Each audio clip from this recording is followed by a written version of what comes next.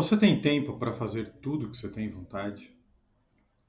Será que é possível resolver essa questão e fazermos tudo aquilo que gostaríamos, ficar o tempo necessário, que a gente acha interessante com os familiares, com os filhos, estudar o tanto que gostaríamos, ler o tanto que gostaríamos, ir para academia, ficar com amigos, trabalhar de uma maneira saudável?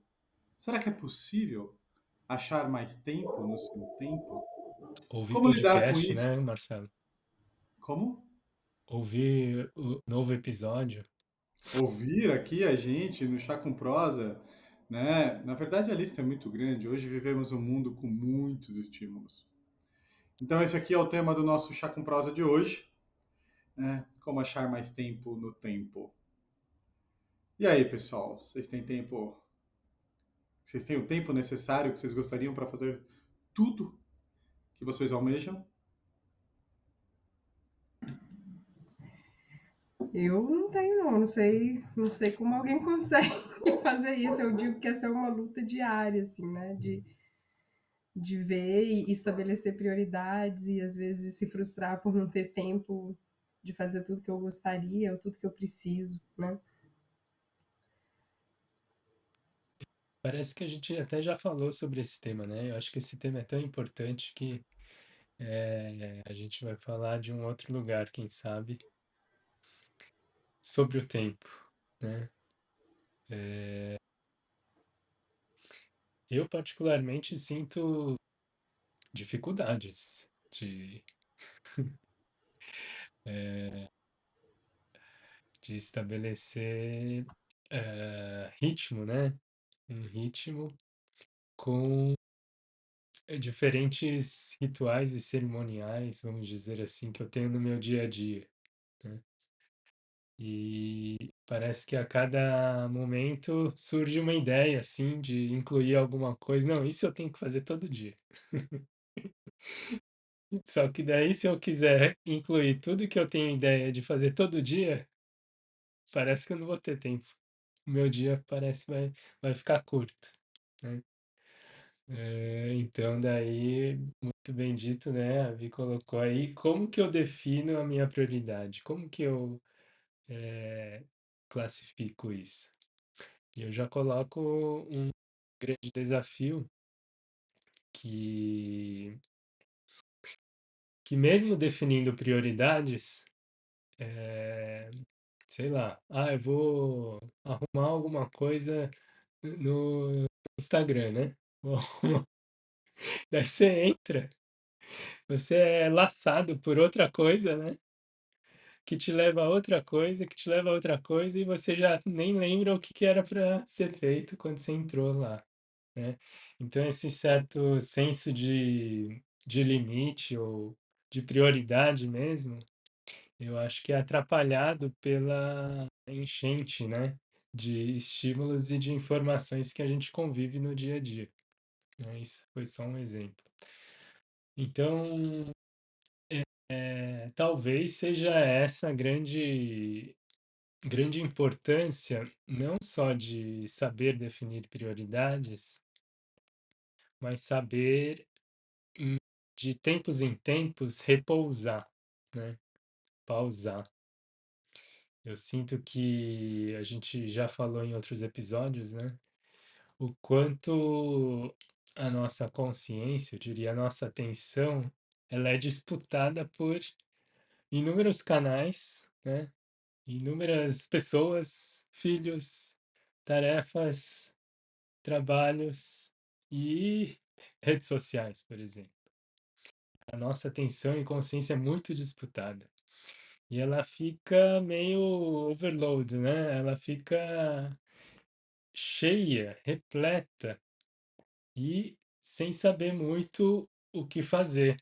Então, eu diria que ela fica meio uma baratinha tonta e, e a consciência como uma função que serve para identificar, às vezes até classificar, definir prioridades e fazer escolha, ela perdeu essa habilidade.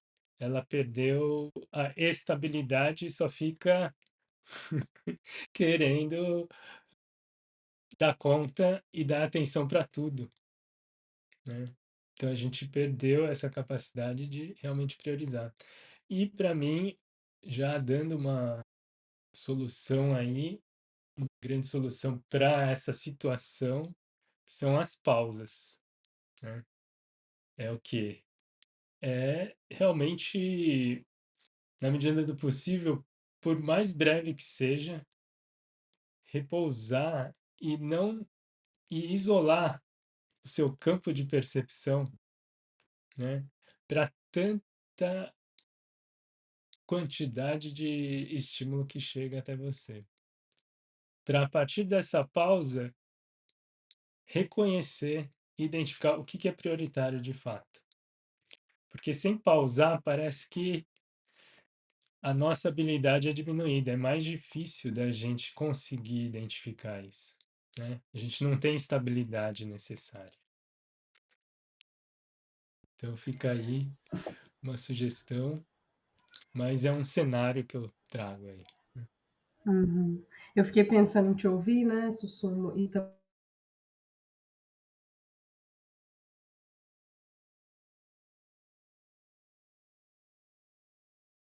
que às vezes nem é uma questão muito de prioridades mesmo, né? É uma questão de mentalidade mesmo, de hábito, né? O que que eu fui aprendendo ao longo da vida, né?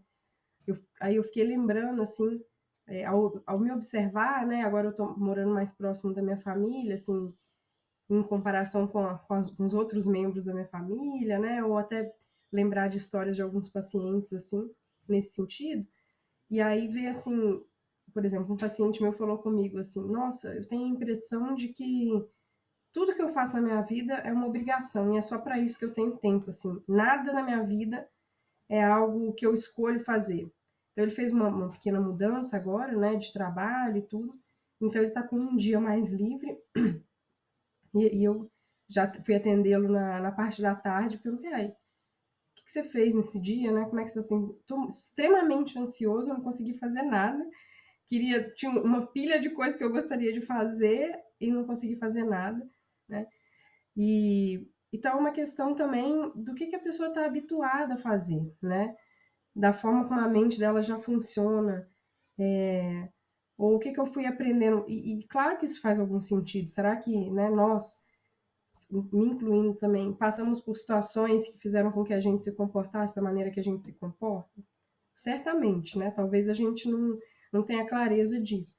Mas a gente vai sendo moldado, né? Pelas nossas experiências.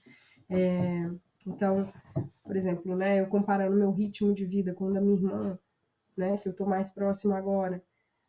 A forma como ela estabelece as prioridades dela e eu as minhas é completamente diferente. Que me faz admirar o jeito dela também, e eu também sei que ela admira o meu jeito, né? Então, assim, porque é diferente, né? Te faz abrir um pouco os horizontes, assim, talvez dê para flexibilizar um pouco aqui ou lá, né? Mas o que foi fazendo com que a gente se comportasse assim? Claro que tem uma questão da forma como eu sou, né? De personalidade mesmo, mas eu acho que tem isso, né? O que eu fui ensinado, não diretamente de cima para baixo, né? Mas ao longo da vida. Sei lá, de ser irmã mais velha, o que eu fui aprendendo, né? Que era meu papel ou não. Como que você lida com as demandas do dia a dia, né? Que recursos você vai tendo, como que você permite dar, que ritmo que você dá para sua vida. Eu acho que é também importante olhar para esse aspecto, né? O que me faz, antes até de eu definir essas prioridades, né? O que me faz agir dessa maneira? Será que eu tenho algum motivo para isso, né? E por que eu gostaria de mudar em algumas coisas? O que isso me traz de benefício ou malefício? Eu acho que essas são reflexões também importantes, assim, né? E aí, assim, concordo absolutamente com você que essas pausas são muito necessárias para a gente até poder se fazer essas perguntas, né? Será que eu estou vivendo só um padrão condicionado aqui e nem percebo que é condicionado, né? Mudar os ritmos, eu acho, de vez em quando também permite muito que a gente perceba, né? Tem essa sensibilidade de perceber diferente também. Mas foram essas reflexões que me vieram enquanto eu ouvia você falar e refletir sobre o que eu mesmo tinha respondido aqui, né? Não sei o que vocês acham sobre isso.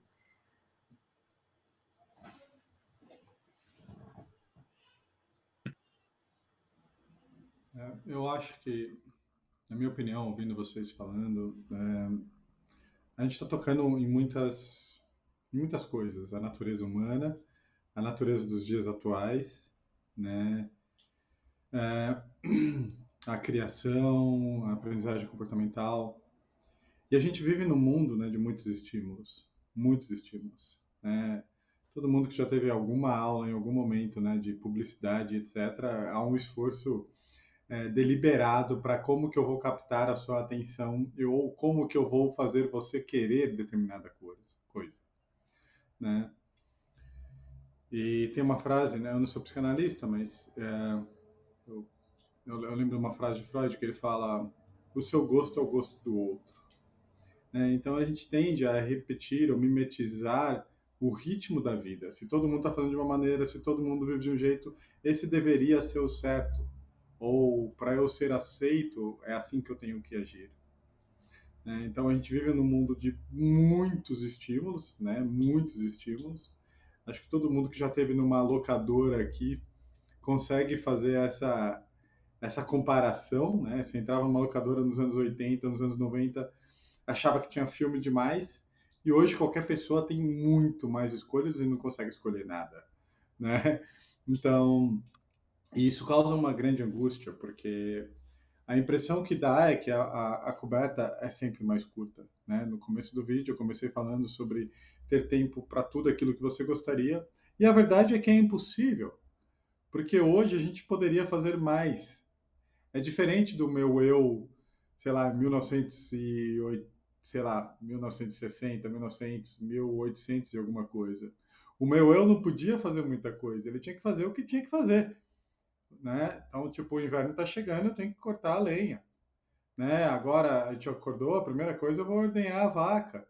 Ou eu tenho que ir lá, porque, sabe, se eu não for, a viagem vai demorar 5 dias e aí não vai ter. Então, você agia e se relacionava com o mundo em cima dentro de uma urgência, né? Das necessidades que iam aparecendo. Hoje, a gente até vive um pouco assim, mas vem um sentimento de eu não posso largar os outros, né? Como que é fear of missing out, né? Há um medo de estar perdendo algo o tempo todo.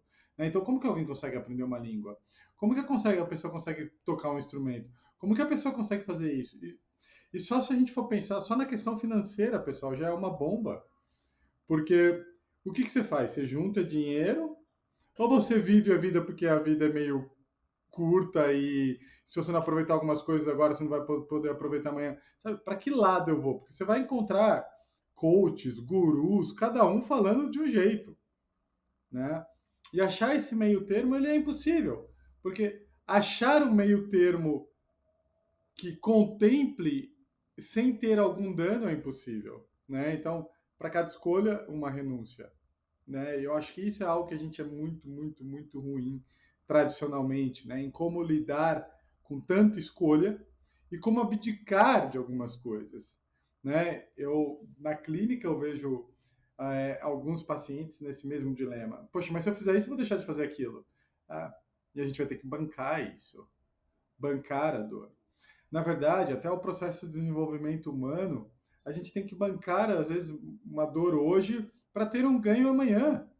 Né? Se a gente for pegar um transtorno obsessivo compulsivo, a pessoa ela vai ter que lidar com a dor do enfrentar, né, a obsessão e a compulsão, e isso vai trazer um desgosto para a vida, vai parecer que a vida não faz sentido, ou muita dor, então é melhor eu fazer. Sabe? Então a gente está sempre nisso, sempre nesse processo. Né? Então, achar essa paz, sendo que a coberta é mais curta, sempre é algo muito difícil. E isso envolve, com certeza, muito autoconhecimento, muito que me basta, e só saber quem eu sou e o que me basta já é um trabalho para a vida toda. Né? Então, talvez até mais importante de saber quem eu sou e o que me basta é entender que essa angústia, ela talvez seja a mola propulsora básica para eu me desenvolver como ser humano. Tem alguns estudos sobre felicidade, né? Que é muito interessante, que tem a ver com isso que você está falando, Marcelo. Que alguns estudos que as pessoas tentaram relacionar, assim, o que traz felicidade para as pessoas, né? Na questão do recurso financeiro, delas poderem fazer determinadas coisas, né? E aí, assim, o que os estudos mostram, né, é que abaixo de um nível de pobreza, que a pessoa não tem acesso a recursos básicos para viver, comida, higiene, né? Então, o dinheiro, ele cumpre um papel que garante uma felicidade, até que a pessoa supra essas necessidades. Então, nessas camadas sociais, o dinheiro é, sim, associado à felicidade, né? Diretamente relacionado à felicidade, porque isso vai garantir necessidades básicas. Mas depois que tem essas necessidades básicas supridas, até uma camada social que a pessoa não precisa se preocupar mais com dinheiro, nesse meio, o dinheiro não está associado à felicidade, né? Mais, porque o que garante a felicidade dela não é isso, são as conexões, né? Porque ela já tem necessidades básicas supridas e aí as necessidades dela vão sendo diferentes e ok. Mas o que é muito interessante, né, é que a partir de um certo nível econômico, que a pessoa tem todas as escolhas da vida, essa quantidade de possibilidades de escolhas, na verdade, gera mais angústia, porque o cérebro não evoluiu, como você estava explicando, para que ela possa ter tantas escolhas assim. Então, ela realmente ela não sabe o que fazer. Tipo, eu vou pegar um voo hoje para jantar em Nova York, ou, né, o que eu vou comprar, ou, né? E aí a pessoa também ela fica perdida, porque ela tem tudo, e aí vem esse medo do de tudo que eu poderia fazer na minha vida, mas eu não posso fazer, porque eu sou limitado em tempo e espaço, né? Então, assim, é muito interessante pensar por esse olhar também, porque às vezes a gente acha assim, ter mais opções vai me trazer mais felicidade, mas não é sobre isso. E agora, talvez com o advento das redes sociais, né, a gente até falou isso, da internet, da globalização, esse aumento de possibilidades vai ficando cada vez mais acessível para todos nós, mesmo que a gente não tenha, talvez, essa não preocupação mais com dinheiro, né? Com pessoas que têm vidas econômicas, assim, normais, né? Dentro da... E aí, assim, a gente fica vendo todas essas possibilidades, e isso também vai fazendo com que a gente se cobre de ter que fazer todas essas atividades, né? Como você colocou ali. Tem coisas que a gente nem imagina que se tornam acessíveis para o nosso conhecimento hoje, né? Então, sei lá, eu que venho de uma cidade pequena, talvez eu nem soubesse de alguns tipos de cultura, né, que eu tenho acesso hoje, mas pela globalização, pela internet, tudo a gente tem acesso a essas coisas, então fica parecendo que você nunca dá conta de fazer tudo, né? Então, eu acho que isso é muito interessante da gente pensar também. Eu acho incrível ouvir isso que você trouxe. Isso me lembra a pirâmide de Maslow, né? Primeiras necessidades fisiológicas de segurança, né? E o dinheiro, ele está nessa necessidade de segurança, né? A questão financeira, sem o mínimo, a vida fica muito angustiante e isso traz muito medo e aumenta muito a ansiedade, né? Eu sei que às vezes pode ser muito difícil. Tem uma frase do Jim Carrey que ele fala assim: eu gostaria que todo mundo tivesse fama, ganhasse de muito dinheiro e poder para ver que isso não vai resolver nada, né? Mas isso é algo muito difícil, né? Porque quem está lá na busca das necessidades, é fácil ele pegar e falar assim: ah, não, mas eu quero ter o problema do tipo, vou para Nova York ou para Paris hoje, sabe? E realmente, né? Quando a gente fala essa necessidade básica, ela, ela, ela, ela é muito, muito, muito, muito importante. Mas a gente não pode negar que há um desconforto e uma dor. Às vezes eu brinco, eu falo assim: não adianta você ter uma casa muito grande, porque só dá para ficar em um cômodo de uma vez, sabe? Tipo, não dá para você ficar em 3 cômodos de uma vez, né? Eu teve uma época que eu tinha uma moto, eu adorava andar de moto. Só que para eu andar de moto no final de semana, não ia dar para andar de bicicleta. E aí não ia dar para você estar em tal lugar. E eu falei assim, meu Deus, eu que, sabe, só tenho uma moto que estou querendo andar, tenho que deixar. Agora imagina quem tem, tipo, muita coisa, né? Talvez isso Espero um dia ter esse problema para falar para vocês como que é, tipo, ou eu vou para Nova York hoje, ou eu vou para Paris, né? Infelizmente, nunca tive esse problema, sabe? Mas é algo que sim, que vai estar ali, vai estar talvez angustiando. Talvez um exemplo para todo mundo entender é você ter um aniversário de um amigo que você gosta muito, muito, e um casamento na família que você é obrigado a ir, sabe? Isso gera um desconforto, porque você queria estar lá e aqui você é obrigado por determinadas coisas. Então, isso gera um processo interno muito forte, muito forte. Eu vou... Muito bom. Gostei das falas de vocês. Então, tá me inspirando, hein? Eu lembrei de uma. Acho que a gente já citou aqui aquela fala do Krishnamurti, né? Que não é sinal de saúde estar bem adaptado a uma sociedade doente. Que eu sinto que a sociedade é muito estimulante, né? Não só a sociedade, mas a cultura, né? Que temos hoje de muitas possibilidades, muitas escolhas, um certo grau de liberdade em si, né? E eu acrescentaria aí que quando a gente fala de necessidades básicas, parece que pelo acesso às informações, tudo às vezes é essencial, né? Uma pessoa fala que isso é importante para você na sua vida. Daí outra pessoa fala que isso é importante também. E daí você vai pegando as coisas de fora e fica na sua cabeça que tudo é importante, tudo é básico para você. Daí acho que isso vai criando também esse senso de um pouco de obrigação. Eu tenho muitas obrigações, porque tudo é importante e tudo eu preciso fazer, né? Fica enchendo a caixola aqui de necessidades básicas, essenciais. Não, isso é importante, né? Então, às vezes, é uma armadilha, essa quantidade de informações e de orientações que a gente recebe diariamente, né? São achados, tal pesquisa evidenciou isso, tal evidenciou isso. Você tem que comer uma maçã, uma pera, uma cenoura todos os dias, senão, né? Isso literalmente e simbolicamente. Quantidade de coisas que é básico para o ser humano hoje, né? E daí a gente pergunta, acho que, como a Vivi e o Marcelo colocaram, é de se perguntar, né? O ritmo e as escolhas que você faz hoje, quem que definiu isso? Será que é algo ou alguém ou outra coisa fora de você que está definindo o ritmo que você vive? As escolhas que você faz? O quanto isso você está sendo refém desses estímulos ou você mesmo está fazendo essas escolhas de fato? É isso um pouco que é estar bem adaptado a uma sociedade doente, uma sociedade de consumo, uma sociedade individualista, materialista, competitiva, e daí você precisa dar conta disso tudo.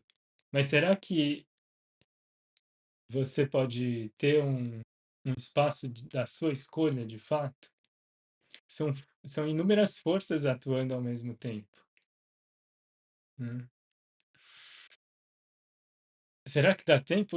Então eu vou ter que fazer alguma coisa para lidar com essas forças. Ou eu vou ser uma marionete sendo manipulado por essas forças, por essas escolhas. Então é um jogo duro, né? Eu gostei da brincadeira do Marcelo, onde tem um quarto grande, né? Tem uma casa com muitos cômodos, só que você só pode estar em um cada momento. Eu lembrei de uma brincadeira, nem sei da onde, acho que eu falei, não sei para quem, não sei se foi para Nathalie, para meu lado, acho que não. Ela nem tem tanto sapato assim, mas é uma brincadeira dos sapatos, né? Para que que você tem 50 pares de sapatos se você só tem 2 pés? É. Ah, não, é porque a gente pode ter mil e uma situações e lugares para estar, né? E cada situação, cada lugar é um sapato, né? Mas eu sinto que muita coisa vem de fora e o quanto vem de dentro de você mesmo, né? E Sabe, eu acho reconhecendo. que junto com isso que você traz, isso, porque acho que a gente tem que ter um termômetro interno que dá pra gente saber se eu estou num ritmo que me faz bem ou não, né? O corpo ele vai falar, né? A respiração vai ficar travada, vai ter um senso de estar perdendo, um medo, né? A ansiedade vai estar alta. Então isso é um bom termômetro. Se você está sentindo isso, há chances de você estar num ritmo que não está sendo adequado, né? E junto com isso, porque o que a gente está falando aqui não é nem só o Só, ritmo, as Marcelo, talvez escolhas. para perceber o que está sendo adequado para a gente, ou até para o corpo,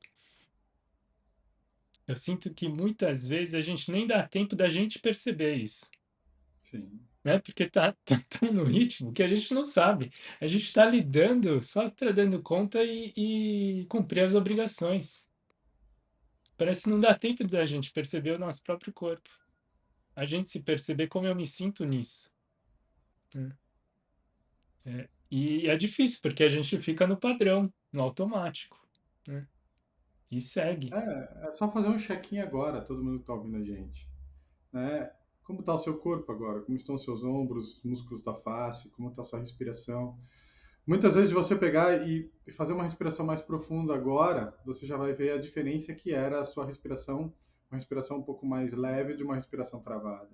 A mesma coisa se você travar os ombros e soltar. Isso já te dê, talvez já te dê um bom parâmetro do que como você estava e talvez você não tenha nem percebido, né? Às vezes os músculos da pálpebra, né, que ficam tensos, você pode soltar. Tudo isso, né, acho que são pequenos termômetros de percepção dessa minha relação e do meu ritmo com a vida.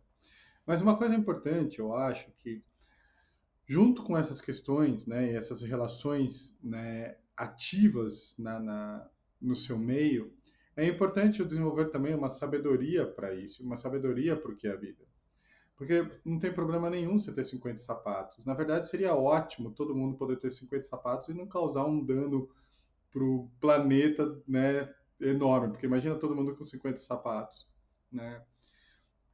Mas seria ótimo que todo mundo tivesse, sei lá, o pessoal fazer, começar. É que não tem como fazer como que é, nas impressoras 3D, porque você também vai usar matéria-prima. Mas esse não é o ponto do nosso dia de hoje, né? Então, o ponto não é ter 50 sapatos.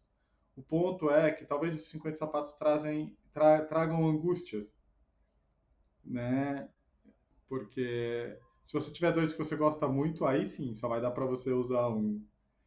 Ou pior ainda, se você não tem 50 sapatos e você gostaria de ter, porque você conhece alguém que tem, isso vai trazer uma super angústia, né? A nossa sociedade capitalista, ela faz você comprar um monte de coisa que você nem gosta, de certa forma, sabe? E, poxa, independente da classe social, das pessoas que estão ouvindo a gente aqui agora, eu acho que isso cabe para todo mundo. Todo mundo aqui já comprou algo que ficou no guarda-roupa e que na hora parecia uma ótima ideia ter, né? Então, se isso acontece, se você, quanto mais dinheiro você tiver, há a chance de você aumentar mais isso. E aí, e as urgências, e a necessidade só vai subindo, só vai subindo. Porque, tá, não, ter um carro popular é legal para poder ir em alguns lugares, se o lugar for meio perigoso. Mas ter um carro tal é legal para não sei o quê. Ter um 4x4 é bacana porque se um dia eu for para lá. Ter um caminhãozinho é bacana porque daí eu não preciso pegar ninguém para comprar, sabe? Tipo, é infinito, sabe? E esse infinito é algo que a gente tem que parar. Uma vez o meu pai, ele ouviu isso de um cliente dele e esse cliente dele falou assim, o ponto não é quanto você quer ganhar, é o que te basta. Né? O que a gente tem que pensar é o que nos basta. Isso é o mais importante. Né? Porque senão é infinito. É infinito. Sabe, você vai ter uma casa onde você mora, você vai ter uma casa na praia, você vai ter uma casa em Ibiza, você vai ter uma casa no litoral norte da Bahia e vai dar para ir quantas vezes na sua casa no litoral norte da Bahia? Sabe? Sendo que a sua casa em Ubatuba é tão bacana quanto. Tipo, vira uma loucura, né? Então, o que te basta? Isso serve, pessoal, claro, eu estou dando exemplos, né, estratosféricos de pessoas que têm muito dinheiro, mas não importa quanto a gente tem, é muito importante a gente perguntar o que nos basta. Porque talvez a nossa pergunta tenha que ser assim, tipo, essa segurança que o dinheiro me traz, ele pode roubar a minha vida inteira. Sabe? Quanto que eu estou perdendo da minha vida em nome de uma super segurança que, na verdade, talvez eu nem tenha. Achar esse meio termo é algo muito difícil, né? E eu acho que esse é o desafio do nosso encontro aqui. Trabalhar e juntar, e juntar, e juntar, e juntar, como alguns gurus de finanças falam, ou aproveitar e aproveitar a vida? A verdade, na minha opinião, é que não há uma fórmula para isso, é uma fórmula de cada um. Mas independente da fórmula de cada um, a gente vai ter que bancar o dano, bancar o preço.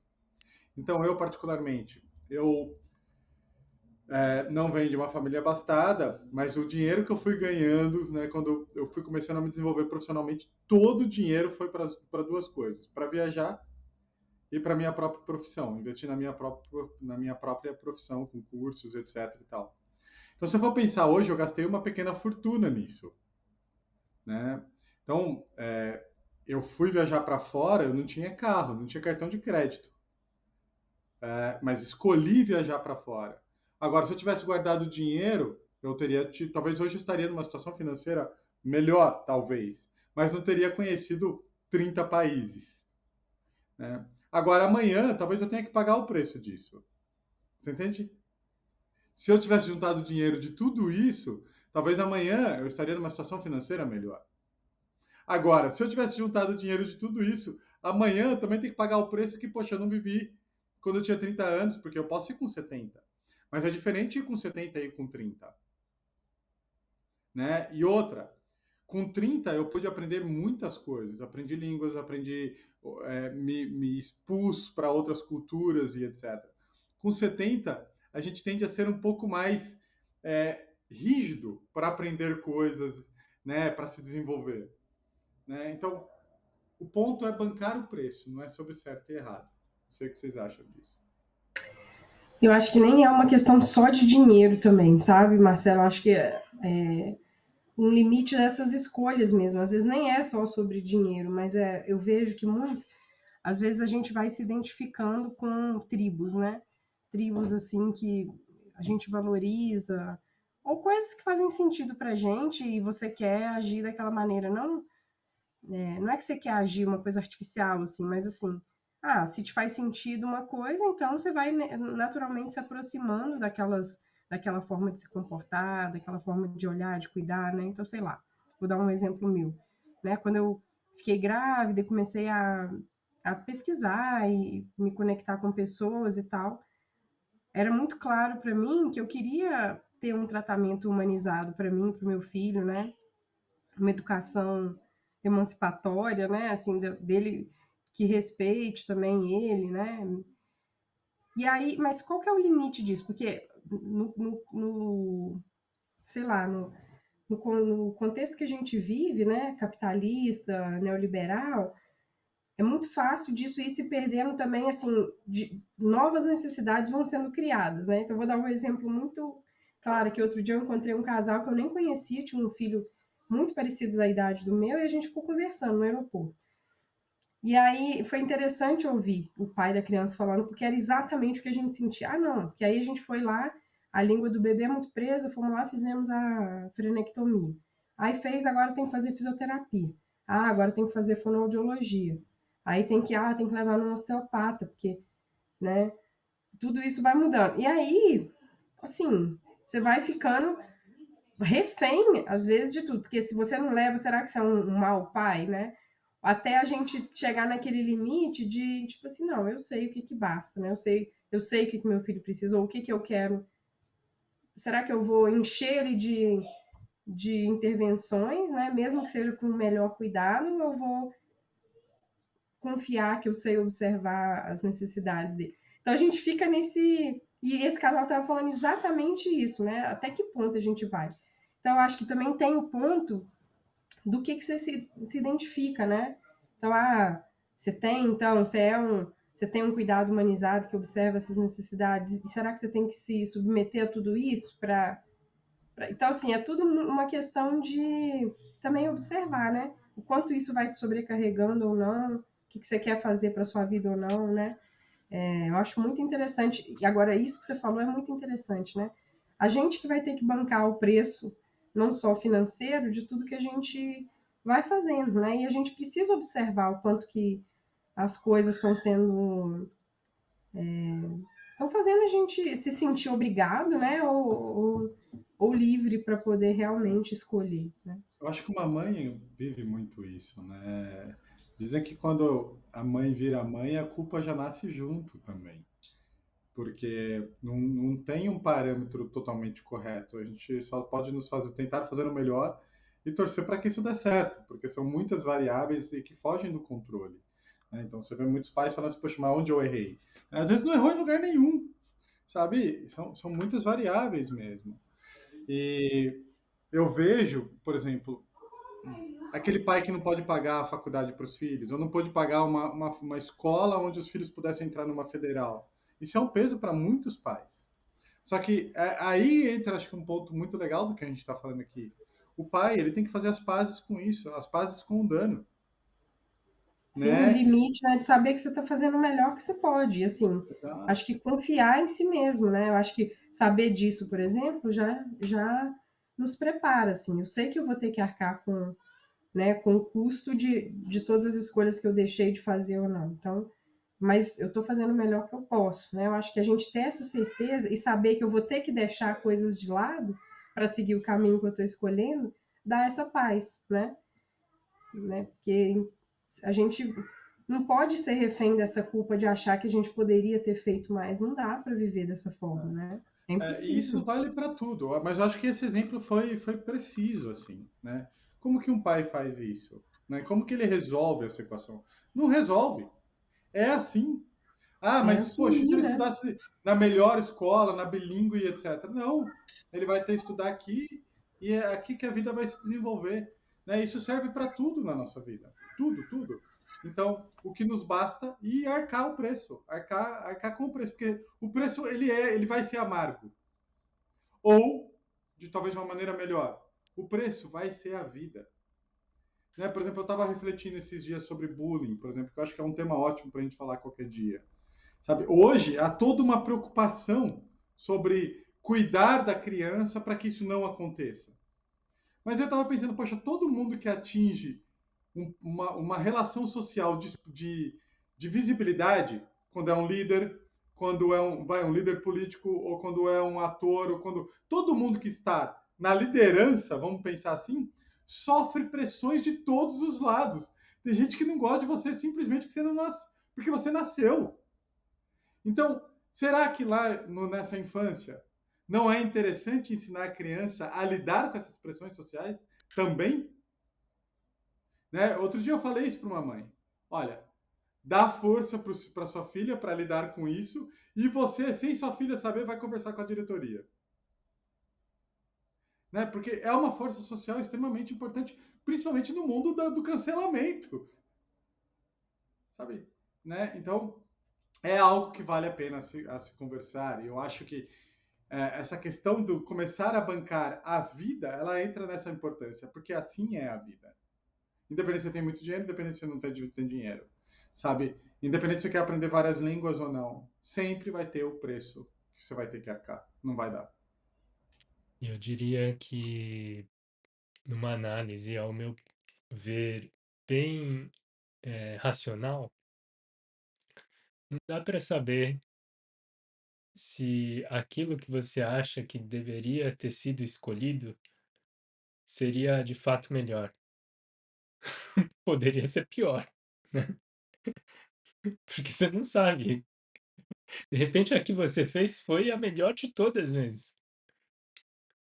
Mas você acha que você deveria ter feito outra escolha. Mas não dá para saber quais seriam as consequências se você tivesse feito essa escolha também, né. Eu tenho uma fala para isso, sabe, Sussumo, que é assim, você pode tomar uma escolha hoje e amanhã você falar, nossa, foi a melhor coisa da minha vida, e daqui 20 anos você falar, foi a pior coisa da minha vida. Você pode tomar uma decisão hoje e amanhã você falar, que merda eu fiz. E daqui 20 anos você falar assim, que bom que eu fiz. A verdade é que não dá. A gente deve agir, então, nesse caso, em cima dos nossos princípios, tentar agir em cima dos nossos princípios e arcar, de novo, né? Aquele ponto que é um pouco da sabedoria mesmo, né? Assim é a vida. Porque senão a gente vai explodir e essa angústia que a gente está falando sobre achar, né, o nosso próprio ritmo dentro do que a gente se propõe. Sim. E outra, né? Não tem um momento certo para as coisas acontecerem também, né? Acho que essa nossa tendência de querer controlar tudo também, eu acho que isso também entra nessa angústia, né? Assim, nesse ritmo, assim, quando todas as variáveis estiverem sob controle, aí eu faço determinada coisa, né? Isso também é algo que tem que entrar nessa conta, assim, porque né, é o que o Sussumo estava falando. Não tem como eu saber como é que seria uma escolha diferente. Eu posso tentar antecipar algumas coisas, né? Mas eu É que também preciso confiar. É que sabe, Vivian, também acho que vem um outro ponto, né? Porque a gente quer dar certo na vida. A gente quer Claro, a ser gente. aceito na vida. A gente quer conquistar as coisas na vida, né? E isso depende de escolhas. E essas escolhas trazem angústia, porque se eu não tenho certeza, né? Como assim que eu vou bancar uma escolha que me causou dano ou erro? Isso é muito difícil, né? Se a gente for pegar a estrutura da nossa sociedade, né, capitalista, infelizmente ela é desenhada para alguns terem e outros não. E se perpetuar no não, com a promessa de sim. Isso é muito difícil, sabe? É muito difícil porque você tem que fazer as pazes. Agora, o mais incrível é que você vê essa angústia até, até mais presente em pessoas que têm dinheiro, têm uma projeção social mais quista do que quem não tem. Eu falo isso porque, sabe, a família que eu venho é uma família de classe média pobre e algumas ramificações pobres. Se vive, se vive. Sabe, ganhou o dinheiro, deu para comprar, e é literalmente isso, né? Isso aqui vai comprar, tipo, o tanto de arroz, tanto de não sei o quê, isso aqui é para tanto, e o resto aí vira uma dança, né? Tem um termo para isso que eu esqueci, uma dança do não sei o que lá, doido, maluco, uma coisa assim, que é cartão de crédito, pedir dinheiro emprestado pro tio, pro primo, e que no final dá certo, é uma mágica dessa vida, mas sabe? Mas o que eu quero dizer é que você vê menos esse tipo de angústia do que algumas pessoas que têm mais um pouco mais de flexibilidade financeira. Vocês entendem? Talvez Mas talvez por escolha. esse sistema, né, que a gente vive, dá essa ilusão de que eu tenho algum controle sobre as coisas se eu tenho dinheiro, É. né? E para quem Então não tem, aí a pessoa sofre não tem muito se escolha, ela né? não. E assim, eu acho que uma coisa que é interessante é que assim, não tem como a gente se livrar dessa angústia de ter que fazer escolhas. Mesmo que eu leve tudo em consideração e considere todos os lados possíveis, eu ainda vou ter que fazer alguma escolha e vou ter que arcar com o custo disso, né? Então, eu acho que isso é importante também, não tem como se livrar disso. Então, assim, não dá para ficar paralisado. O que eu quis dizer do momento certo é isso. Né? Assim, pensando em todas as variáveis, nunca vou estar livre desse tipo de angústia, né? Eu acho que tem uma brincadeira que a gente pode até fazer aqui. Que nem você escolheu psicologia como eu, Viviane. Você tinha medo de morrer de fome? Tipo, de Eu não não dar tinha medo de certo? morrer, mas assim, eu ouvi isso de muita gente, né? Ai, mas fazer psicologia não dá dinheiro, você vai ficar pobre o resto da vida. E o quanto isso pode afetar as escolhas de muita gente? Porque você tem que bancar, tipo, tá bom, não vou ter dinheiro, não vou ter nada. Né? Felizmente, a psicologia mudou muito nesses últimos 20, 30 anos. Mas há um tempo atrás era isso, você ia entrar, vai morrer de fome. Né?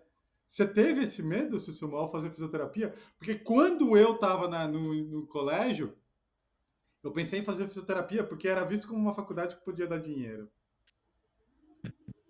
É verdade. Na minha escolha, na minha carreira, Se eu tive medo, eu não tive medo exatamente. Acho que eu fiz uma escolha muito baseada na minha história pessoal e como tinha um suporte familiar e gostava do corpo, né, de estudar o corpo, acho que eu mergulhei sem muito medo, assim. Eu acho que a gente faz escolhas de carreira muito jovem, né? Eu não sei se tem muita maturidade. Tá no mudo, Marcelo. Eu acho que a gente deveria escolher com 30 anos, depois de ter vivido muito, ou pelo menos uns 25, na verdade, né? 17 anos é absurdo. Mas eu É. acho que é engraçado isso, né? Como porque que nem eu só consegui concluir a faculdade porque uma pessoa pagou a faculdade para mim. E aí, tipo, é muito pesado isso, porque há uma tensão, há um medo aqui.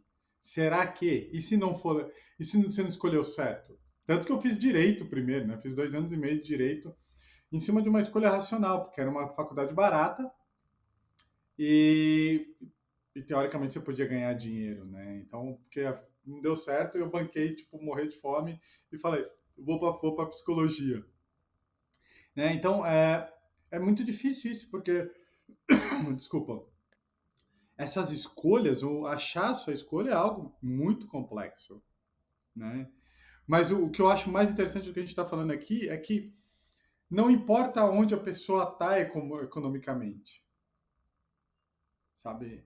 Por exemplo, sei lá, meu pai teve que fazer as pazes com ele do tipo de não poder pagar a faculdade comigo e não poder pagar a faculdade dos filhos, né? Só que muita gente olha isso como um fracasso. Poxa, eu não pude prover, né? Então, quando a gente estava falando sobre voltar para o corpo, voltar para a mente, é tomar cuidado com essas fórmulas. Uma mãe tem que ter feito isso, o pai tem que ter feito isso. Senão, não é pai. Não, se não estiver fazendo isso, não é homem. E por aí vai, né? Então, não, é achar o seu ritmo dentro das suas possibilidades, porque senão a gente vai ficar maluco, né? Senão a gente explode, né? O que fazer com o dinheiro já é bem isso, sabe? A gente fala do nosso lugar, né? Meio que de classe média, assim. Porque falar que o nível econômico não interfere em algumas questões, acho que é um pouco ingênuo, né? Talvez tenha gente que não para e não tem tempo nenhum, porque é questão de sobrevivência, né? Então é algo mais urgente, assim, né? Mas sobre escolhas, acho que eu acrescentaria aí, como a gente falou de ritmo, né? Às vezes alucinado, e a gente viver padrões que a gente pega de uma cultura e nem sabe se faz sentido para a gente ou não, e só dá continuidade. Eu acho que um tema interessante é a gente reconhecer que tem muita coisa que na nossa intimidade lá, mais sincera, mais autêntica, talvez não seja exatamente um valor, mas por uma projeção pessoal criada, eu estou indo atrás disso e quero conquistar isso, quero ter esse estilo de vida e tal, né? Isso não pode ser projeção pessoal, pode ser projeção familiar, né?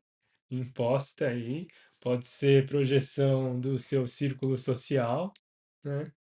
E Religiosa. religiosa. Então são muitas forças que estão agindo na gente viver o ritmo e o estilo de vida que a gente vive, né? Então, ter um tempo para a gente se resguardar e fortalecer a nossa, vamos dizer, essa força interna pessoal, eu acho bem importante. Isso não quer dizer que todo mundo vai viver algo mais simples, mais singelo. Não, de repente é autêntico e sincero seu, tem um grau de sofisticação. Eu sinto que eu vivo, eu pessoalmente, paradoxo, assim. Tem coisas que eu sou completamente simples, eu diria muito roots, assim, né?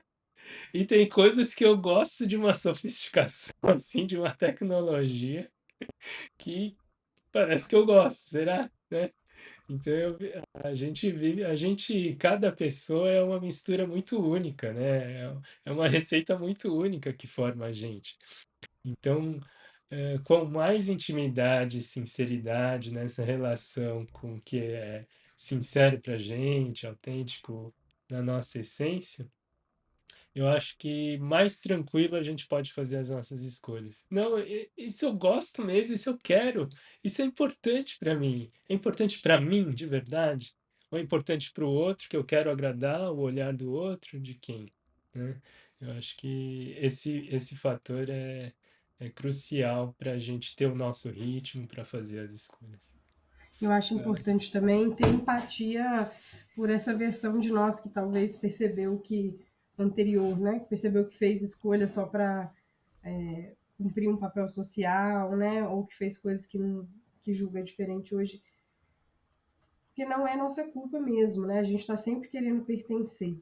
Então, é a mesma coisa, né? Se eu for no supermercado com fome, eu vou comer um monte de tranqueira, vou comprar um monte de tranqueira, depois eu vou, que eu comi, tô sem fome, ai, por que que eu comprei aquele monte de coisa, né?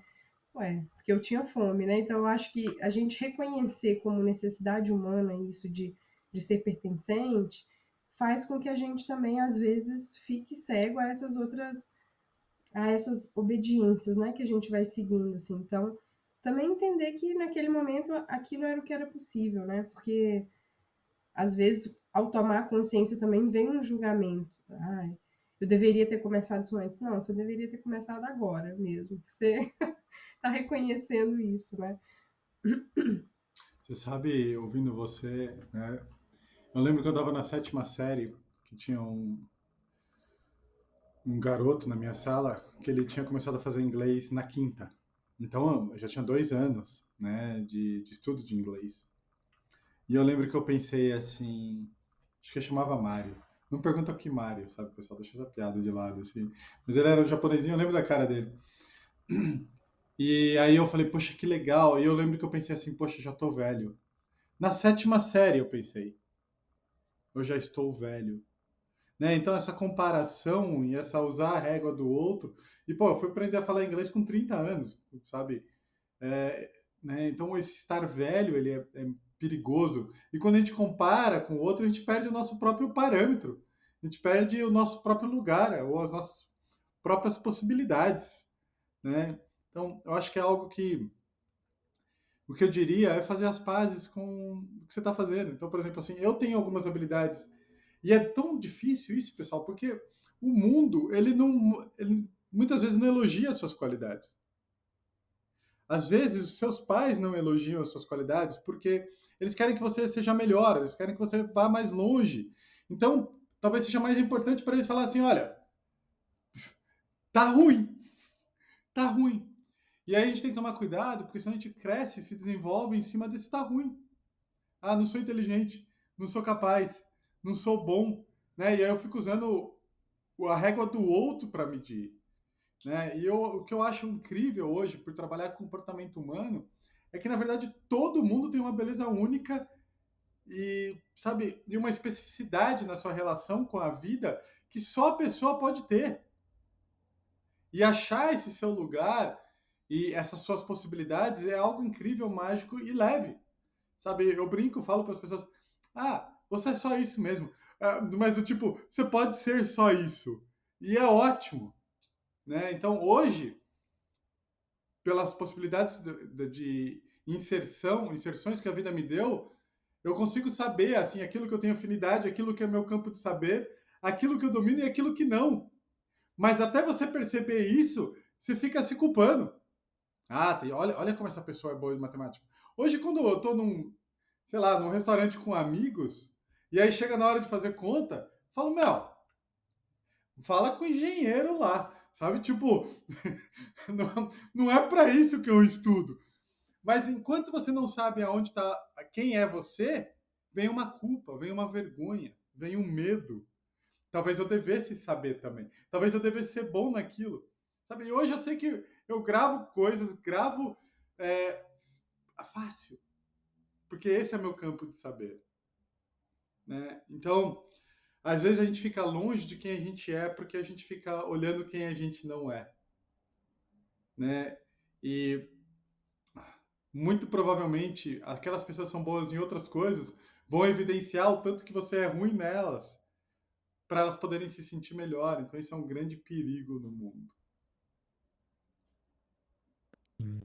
Eu acho que um outro aspecto sobre a importância da gente cultivar esse autoconhecimento, né? Um certo cultivo de presença, sair um pouco do padrão do ritmo acelerado e pausar de vez em quando para revisitar as nossas intenções, né? O que que é importante para a gente. É a questão das escolhas é que a gente nunca sabe, né? O momento seguinte é impressionante que a finitude está aí a todo momento, né? O incerto, o inesperado está aí a todo momento. Então, de fato, se a gente tem um maior discernimento sobre e uma clareza sobre o que faz sentido de fato para a gente, e a gente dedica a isso, no momento seguinte, isso pode mudar. E a gente nunca sabe se a gente vai estar aqui, se o outro vai estar aqui. Então, tem esse aspecto que quando a gente pergunta que ritmo você vive, o que que faz as escolhas na sua vida? É para esse lugar de ter um contato, eu diria, de uma percepção de realidade da vida e da natureza da vida e de si mesmo. Estamos aqui respirando a cada instante, mas esse respirar pode ter uma pausa, pode parar, pode continuar, né? Reconhecer esse ritmo da vida. Acho que assim é muito importante.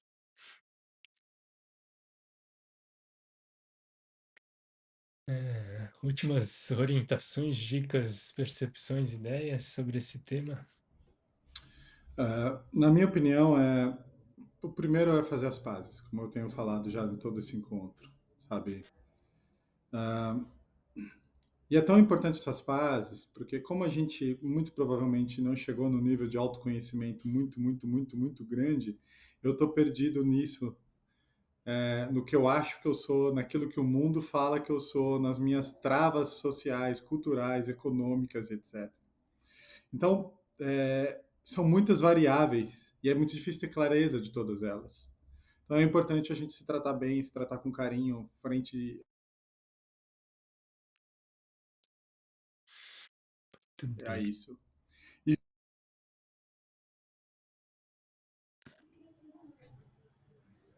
bom, como eu estava falando, né, e passei esse encontro inteiro falando, acho que o mais importante é você respeitar esse processo, né? Respeitar que, infelizmente, não é possível fazer tudo que você tem vontade, porque o nosso nível de autoconhecimento e de autopercepção ele é baixo, porque a gente sofre muita influência do meio, das limitações físicas, culturais, econômicas, sociais, né?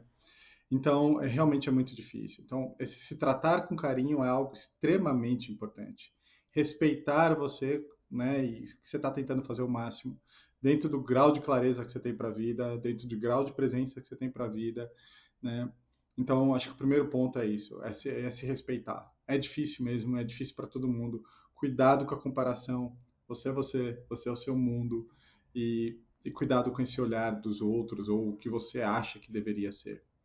E junto com isso, né, dentro desse respeito das minhas possibilidades hoje, tentar sair um pouco da minha zona de conforto, tentar conhecer outras realidades, tentar conhecer outros meios, sabe, outras culturas, se possível, pessoas que vivem de uma maneira diferente da sua, porque isso vai gerando mais clareza, mais sabedoria, vai te deixando mais centrado em si. Né? Então, por exemplo, você pega uma pessoa que mora num lugar onde todo mundo é abastado e você não é. É um senso de adequação enorme. E aí, se você conhece alguém que vive com muito menos do que você fala assim: opa, peraí, olha onde eu estou.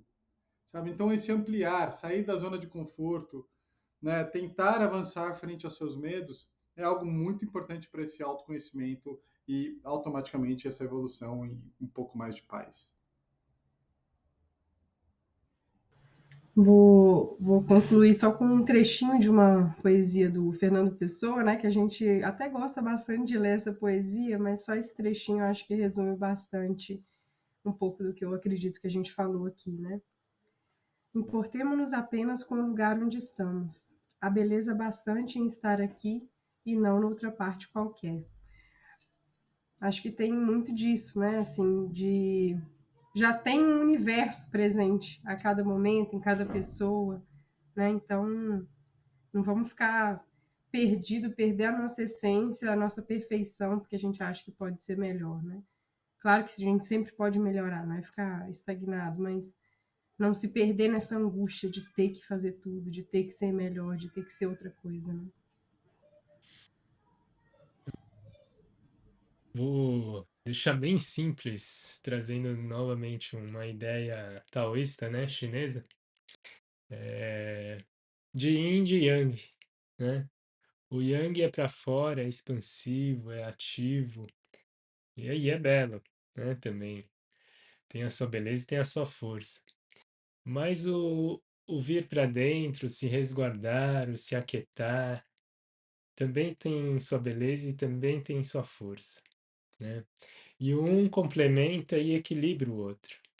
Então, ir para fora, fazer as ações, se relacionar, realizar, imitar, comprar, fazer tudo isso tem sua força, tem sua beleza. Agora, se aquietar, pausar, às vezes deitar na grama e ficar simplesmente olhando o céu, recolhimento, um parar, um pausar, também tem sua beleza e sua força. Então, eu acho que uma coisa complementa a outra, e nesse jogo de ir para fora e para dentro, a gente vai se conhecendo naturalmente.